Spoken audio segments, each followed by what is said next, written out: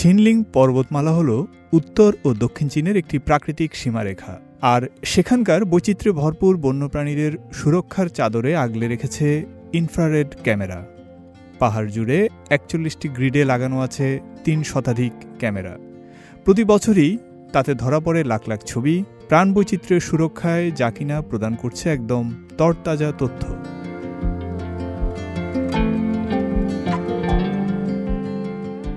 এর সঙ্গে আবার যুক্ত হয়েছে ড্রোন নজরদারি। জাতীয় এ প্রকৃতি সংরক্ষণাগারে চোখ রাখতে ড্রোনের সঙ্গে জুড়ে দেওয়া আছে হাই ডেফিনিশন ক্যামেরা ও থার্মাল ইমেজিং যন্ত্র। জঙ্গলে দাবানল প্রতিরোধ থেকে শুরু করে শীতের সময় প্রাণীদের অভিবাসনের মানচিত্রও দিতে পারে এগুলো।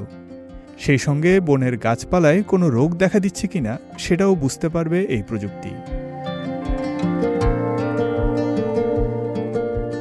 এই রিজার্ভে যে বুদ্ধিমান তথ্য ব্যবস্থাপনা প্ল্যাটফর্মটি আছে তা মূলত গোটা জঙ্গলের কেন্দ্রীয় স্নায়ুতন্ত্রের মতোই কাজ করে। বিভিন্ন প্রজাতির শুমারি ও গতিবিধির তথ্য প্রক্রিয়াকরণ হয় এতে। এক ক্লিকেই পাওয়া যায় সমস্ত তথ্য। প্ল্যাটফর্মটি একই সঙ্গে আবহাওয়া, মাটি এবং প্রজাতির বহুমাত্রিক তথ্য সমন্বিত করে এবং টহলরত কর্মীদের রিয়েল টাইম ট্র্যাকিং করতে পারে।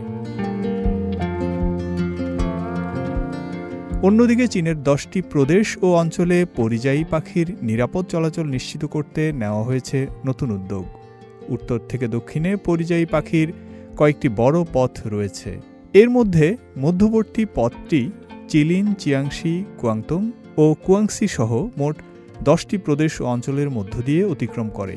এর মধ্যে চিয়াংশির সুইচুয়ান অঞ্চলের পাখি অভিবাসন করিডোরটি সবচেয়ে গুরুত্বপূর্ণ পথগুলোর একটি।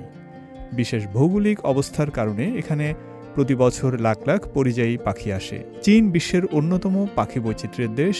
এখানে প্রায় ১৫০০ প্রজাতির পাখি পাওয়া যায়, যার মধ্যে ৮০০ প্রজাতি পরিযায়ী। ফয়সাল আব্দুল্লাহ, সিএমজি বাংলা।